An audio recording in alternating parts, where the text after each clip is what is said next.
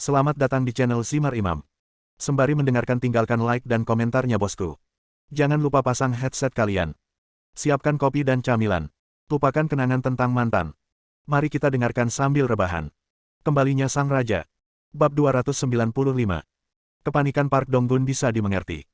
Karena kekuatan yang ditunjukkan Su Chen jauh melebihi imajinasinya. Tidak mengherankan jika dia membunuh Cui Chengguo.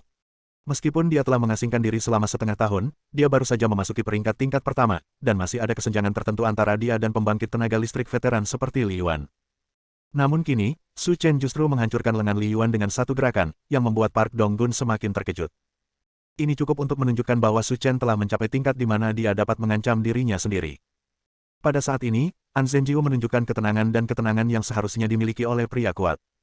Kau tahan dia sekarang, aku punya cara untuk menyingkirkannya. Nyata. Seorang Zhenjiu mengangguk dan berkata, selama bertahun-tahun, di antara 5 orang kuat, saya selalu berada di tempat ketiga. Untuk melampaui 2 orang di depan saya telah melatih keterampilan unik. Selama saya menggunakan itu, cukup untuk membunuh kedua orang itu. Kalau begitu, tunggu apa lagi? Kamu bisa melakukannya sekarang.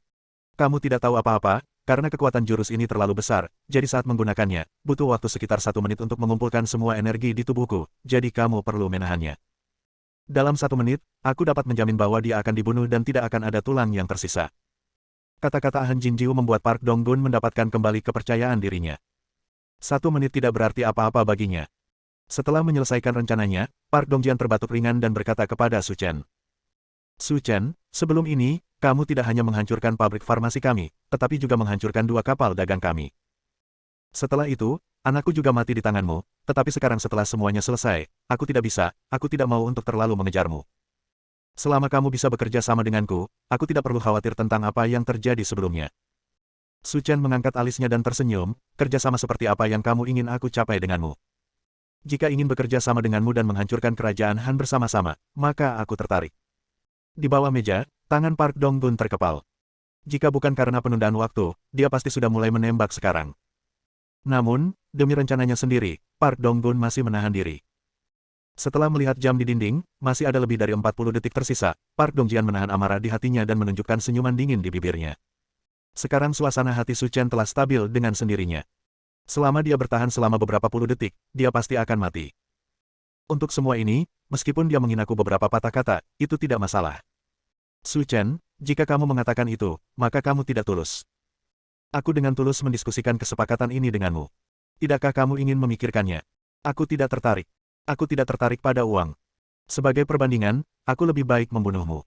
Su Chen, jangan lupa, kamu sekarang berada jauh di dalam sarang harimau. Ini adalah wilayah Republik Dingin besar kita.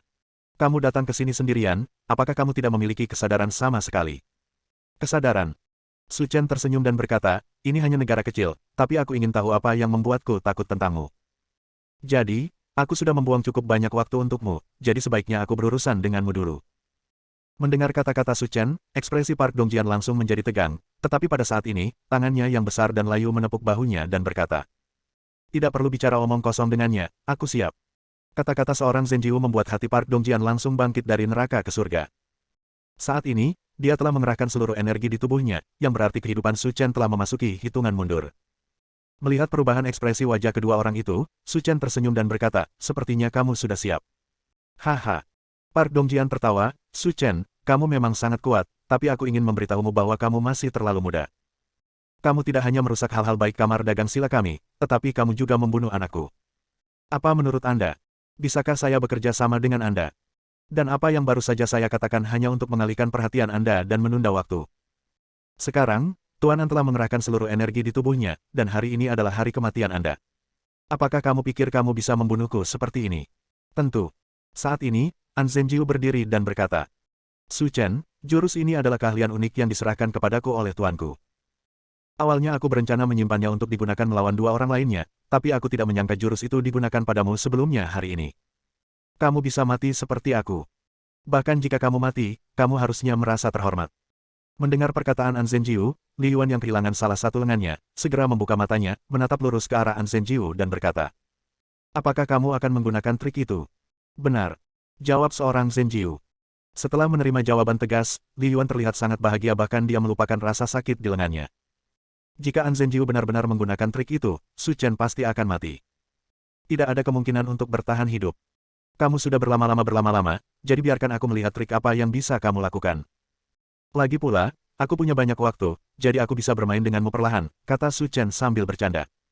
Jangan khawatir, aku akan memberimu cara yang tepat untuk mati. Setelah mengatakan itu, dia melihat pakaian panjang An Zhenjiu bergerak tanpa angin, dan aura seluruh tubuhnya melonjak. Melihat adegan ini, Li Yuancai benar-benar merasakan kesenjangan antara dirinya dan An Zhenjiu. Setelah dia menggunakan gerakan ini, bahkan 3 orang di depannya hanya bisa terbunuh seketika. Tapi sekali lagi, itu bagus. Di bawah gerakan kuat ini, Su Chen pasti akan dipukuli sampai babak belur. Melihat An Zhenjiu telah meluncurkan gerakannya, Park Dongjian, yang berdiri di belakang, tertawa terbahak-bahak. Su Chen, bersiaplah untuk mati. Aku menunggu. Su Chen berkata dengan mata menyipit. Seorang Zhenjiu, yang berada tidak jauh dari sana, mundur selangkah lalu berteriak. Haken. Terjadilah ledakan. Bayangan tinju besar terbang menuju Su Chen. Dan saat berada di udara, pembesarannya sia-sia. Terlebih lagi, setiap kali diperbesar, kekuatan bayangan tinju diperkuat. Jika itu mengenai dinding ini, bangunan ini akan runtuh. Su Chen, ini adalah keterampilan unik yang diajarkan guruku kepadaku. Biarkan aku melihat bagaimana kamu membela diri hari ini. Seorang Zhenjiu tertawa dengan arogan. Di matanya, Su Chen sudah mati. Tentu saja kamu sangat defensif. Setelah mengatakan itu, Su Chen mengangkat tangannya dengan ringan dan langsung menyebarkan bayangan tinju. Diam-diam menghilang ke udara. Sepertinya tidak terjadi apa-apa. Bab 296. Bagaimana ini mungkin? Park Dongjian dan An Zhenjiu sangat ketakutan hingga mata mereka hampir melotot. Dan Li Yuan, yang lengannya patah, hampir tercengang. Wave Fist adalah jurus legendaris, bagaimana bisa dengan mudah diselesaikan olehnya? Bagaimana dia bisa melakukannya? Tanda seru. Kamu, ilmu sihir macam apa yang kamu gunakan? Tinju gelombang ini adalah keterampilan yang unik. Bagaimana kamu bisa menahannya dengan begitu mudah? Sederhana saja, karena kamu terlalu lemah. Setelah mengatakan itu, Su Chen berdiri perlahan, dan dalam sekejap, dia muncul di depan An Zhenjiu pada detik berikutnya, meraih lehernya, dan mengangkatnya ke udara. Seni bela diri di negaramu yang dingin tidak lebih dari ini. Tidak, jangan bunuh aku. Seorang Zhenjiu menendang kakinya dan berkata, aku hanya pengawal kecil. Aku tidak berpartisipasi dalam apapun antara kamu dan kamar dagang sila. Tolong jangan bunuh aku. Aku belum ingin mati. Sudah terlambat untuk mengatakan ini sekarang. Suara, klik. Leher seorang Zhenjiu dipatahkan oleh Su Chen, memotong nyawanya. Suara, celepuk. Park Donggun langsung roboh ke tanah. Kematian Han Jinjiu membuat Park Donggun benar-benar kehilangan ide untuk melawan. Dia sudah menggunakan semua kartunya, tapi tidak berhasil.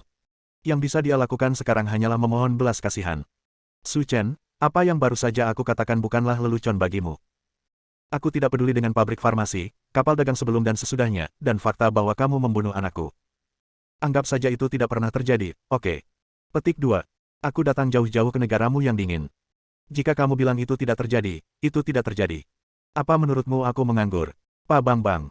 Park Donggun menamparkan dirinya sendiri beberapa kali dan berkata dengan gemetar. Lihatlah mulutku, kamu tahu itu tidak masuk akal. Apakah menurutmu ini akan berhasil? Kita salah dalam masalah ini sejak awal. Aku bersedia memberikan kompensasi. Aku akan memberimu 10 miliar sebagai kompensasi. Apakah menurutmu ini akan berhasil? Bekerja. Aku tidak tertarik pada uang, dan sebagai perbandingan, aku lebih suka membunuhmu. Park Dongjian menggigil ketakutan, dan berkata dengan wajah pucat. Su Chen, kamu tidak bisa membunuhku. Kamar dagang kita mendukung jalur kehidupan ekonomi seluruh kerajaan Han. Jika kamar dagang sila runtuh, maka perekonomian seluruh kerajaan Han akan mengalami kemunduran selama 30 tahun. Pada saat itu, kamu akan mengalami kemunduran. Milik kerajaan Han. Tidak peduli seberapa kuatnya Anda tidak dapat menahan serangan tentara. Mengapa repot-repot bertindak berdasarkan dorongan hati? Mari kita bicara dan berdiskusi. Tentara. Su Chen mengangkat alisnya dan tersenyum, pasukan kerajaan Hanmu hanyalah lelucon. Apakah kamu layak mengancamku dengan sampahmu? Melihat niat membunuh di mata Su Chen, Park Dongjian hampir tercengang. Su Chen, kamu tidak bisa membunuhku. Militer kami di Republik Tiongkok berada di luar imajinasimu. Jika kamu berani menyerangku, kamu akan mati dengan baik. Sambil menggelengkan kepalanya tak berdaya, Su Chen berkata, saya ingin memberi Anda kesempatan untuk mengucapkan kata-kata terakhir saya, tetapi Anda tidak menghargainya. Anda berbicara terlalu banyak omong kosong. Ini benar-benar membuang-buang waktu. Tidak, jangan. Kali ini, Su Chen tidak memberi kesempatan kepada Park Donggun untuk berbicara. Udara hitam keluar dan meledak di dada Park Donggun, membunuhnya di tempat. Park Donggun dan An Zhenjiu sama-sama meninggal, dan Li Yuan yang tersisa secara alami tidak jauh lebih baik. Hidupnya segera diketahui oleh Su Chen. Di kantor, suasana menjadi sunyi. Su Chen melihat sekeliling dan memahami pentingnya kamar dagang sila bagi perekonomian negara dingin. Jika tempat ini dihancurkan, perekonomian negara Han akan mundur setidaknya 30 tahun. Memikirkan hal ini, senyuman muncul di bibir Su Chen. Dalam hal ini, saya akan berusaha sebaik mungkin untuk melakukan sesuatu yang baik. Di luar gedung sila sudah ada orang yang mengelilinginya. Ketika Su Chen menerobos masuk, staf di dalam sudah menelepon polisi. Namun, setelah polisi mengetahui masalah ini, mereka segera menyerahkannya kepada militer negara Han. Karena kamar dagang sila sangat penting bagi seluruh perekonomian Hangzhou, petugas polisi biasa tidak memenuhi syarat untuk menangani urusan kamar dagang sila. Mereka hanya memenuhi syarat untuk melakukan pekerjaan serabutan di sekitar.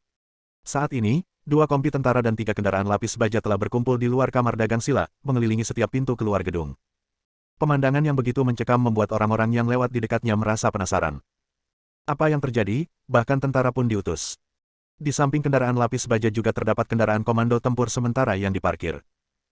Duduk di dalam mobil adalah 2 orang pria berseragam militer, salah satunya berwajah Tionghoa dan berambut pendek, bernama Song Zhenhai, sedangkan yang lainnya bernama Quan Sangwo, berusia 50-an dan memiliki janggut tipis, namun paling bermata menangkap yang jelas tangan kanannya hanya mempunyai 4 jari. Terlihat dari tanda pangkat di pundak keduanya yang sudah mencapai level kolonel senior. Ia dianggap sebagai jenderal senior Departemen Militer Kerajaan Han. Menghitung waktu, sepertinya sudah hampir waktunya, kata Quan Sangyu sambil menyilangkan kaki. Sepertinya dia sama sekali tidak cemas dengan urusan di kamar dagang sila. Song Zhenhai melihat arlojinya dan berkata sambil tersenyum. Masuk akal jika Tuan Park Dongjian memiliki 2 tuan, An Zhenjiu dan Li Yuan, di sisinya. Tidak akan menjadi masalah sama sekali untuk membunuh orang Tiongkok, dan waktunya sudah hampir tiba. Saat mereka berbicara, senyuman di wajah mereka menjadi lebih cerah, dan mereka mulai bermimpi tentang indahnya kehidupan karena dipromosikan ke posisi yang lebih tinggi. Tidak ada keraguan bahwa kedatangan Su Chen telah membawa kerugian besar bagi mereka. Namun jika dihitung dengan cermat, sebenarnya kerugiannya tidak banyak, hanya beberapa orang yang meninggal. Namun dampak selanjutnya dari kejadian ini tidak sesederhana itu. Di bidang internasional, negara Han dapat memanfaatkan masalah ini dan bersatu dengan negara-negara kepulauan, Amerika Serikat, dan semua negara di Uni Eropa untuk memberikan tekanan kepada Tiongkok. Jika saatnya tiba, biarkan mereka memberikan kompensasi, tidak ada yang lebih baik dari ini. Memikirkan hal ini, Song Zhenhai dan Quan Sangyu hampir tertawa terbahak-bahak. Selama dia melakukan ini dengan baik, statusnya di markas militer kerajaan Han akan meroket, berada di bawah 1 orang dan di atas 10.000 orang. Jenderal Song, menurutku sudah hampir waktunya. Kita harus segera membereskan kekacauan ini. Status Park Dongjian luar biasa. Jika hal seperti ini terjadi, kita harus memberi contoh dan tidak terlalu kendur. Benar. Aku akan memanggil seseorang sekarang untuk naik dan mengambil mayat anak itu. Jenderal Song, Anda benar-benar tahu cara bercanda. Seorang Zhenjiu dan Li Yuan adalah salah satu dari 5 penguasa Republik Dingin Besar. Jika Anda bertemu keduanya, diperkirakan orang Tiongkok bahkan tidak akan meninggalkan tubuhnya, jadi bagaimana bisa kamu mengumpulkannya? Katakan saja. Bersambung.